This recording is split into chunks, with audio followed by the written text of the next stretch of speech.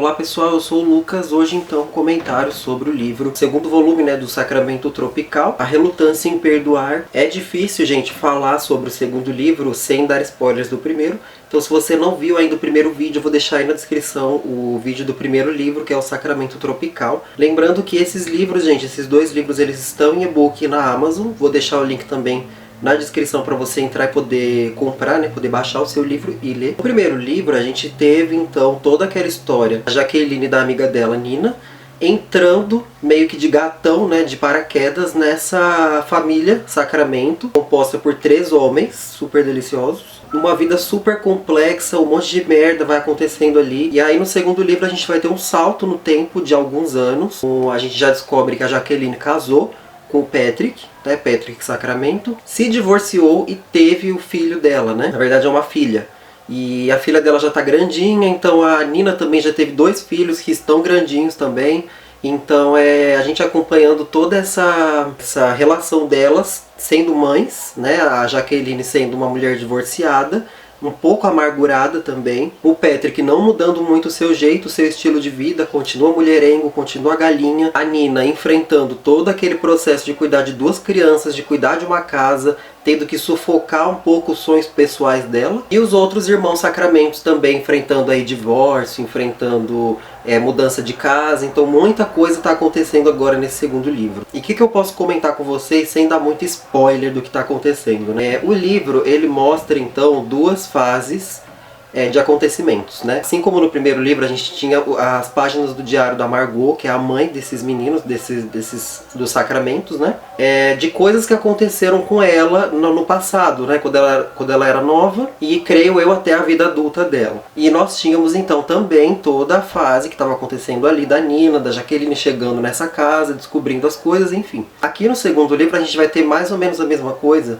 mas sem as páginas do diário. Então a história da Margot, ela vai continuar sendo narrada de uma forma mais pessoal. Então não é mais as páginas do diário com o Edu, Sacramento lendo as páginas e conhecendo a história. Agora a gente vai ter realmente uma narrativa particular, pessoal da Margot, apresentando então o que aconteceu com ela. E é interessante também porque a história da Margot, ela também teve um salto de alguns anos a partir do primeiro livro.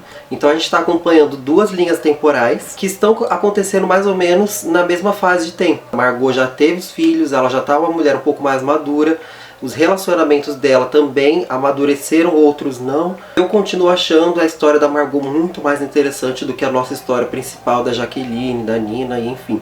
É uma história muito interessante porque a personalidade da Margot, eu acho que é uma coisa tão bem feita, ela é tão bem tramada, tão bem construída, que fica muito, muito fácil se apegar a ela. E a gente quer saber o que vai acontecer com ela. Então é muito legal a história da Margot. E novamente a gente vai ter aquela mesma coisa dos erros do passado se repetindo. E aqui a gente já vai ter a comprovação física disso, Muito do que aconteceu lá no passado da Margot está se repetindo também agora com os filhos dela, com a Jaqueline e tal. Tem também, gente, uma profecia, digamos assim, uma coisa que a Margot tinha previsto que aconteceria, que está acontecendo, que meio que é uma maldição familiar, que eu achei super interessante. Então a história, ela já está mais madura mesmo, porque os personagens estão mais maduros. No primeiro livro a gente tinha aquela coisa toda da Nina e da Jaqueline muito jovens, cometendo um monte de cagada, cometendo ações por impulso. Agora no segundo livro elas tendo que lidar com todas as consequências do que elas fizeram. E não tem volta, Porque um filho, gente, você fez um filho, não tem como voltar atrás. Então é a lidar com as consequências, Muitos erros foram cometidos no primeiro livro e o segundo livro então é a relutância em perdoar. A consequência de todos esses erros, de todas aquelas atitudes que foram cometidas no primeiro livro. Até as cenas de sexo estão mais arquitetadas, estão melhor, estão mais maduras, estão mais assim bem feitas. Porque a gente já tem aqui personagens adultos mesmo cometendo aquilo, não são mais jovenzinhos. Então são coisas assim bem... poderia acontecer realmente, O que você faria se você estivesse ali naquela situação? Então é uma história que ela está sendo arquitetada, geração após geração. Eu não sei se vão ser 3 ou 4 livros, eu acho que são 4, posso estar falando merda. E a Mia Rangel, ela vai construindo tudo de forma muito... sem pressa. Ela vai com calma, sabe? Ela vai jogando as intrigas. Se ela dissesse, calma que ainda tem 2 livros pela frente, sabe? Creio eu que os próximos livros vão ser também, terão saltos no tempo também de alguns anos, eu acho, eu espero que sim, porque aí vai ficar uma coisa bem linear, né?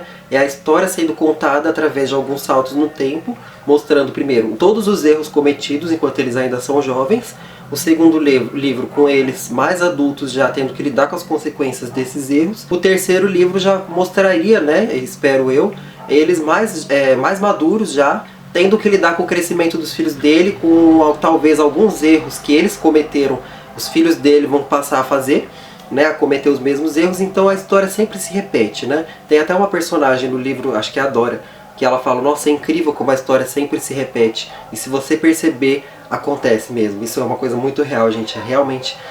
As coisas sempre voltam, sabe? Sempre voltam. Personagens muito complexos, cada um tem a sua falha de caráter ali, ninguém é tão bonzinho. Aliás, o personagem do Edu, que é o irmão mais novo, eu acho, ele é bem perfeitinho até. Ele é o único que não comete erros graves, assim. Mas eu acho que até nisso é interessante, porque ele e a Nina, o Edu e a Nina, eu acho que são personagens que estão ali para mostrar justamente esse contraposto. Justamente esse contraponto, né? Para mostrar o oposto do...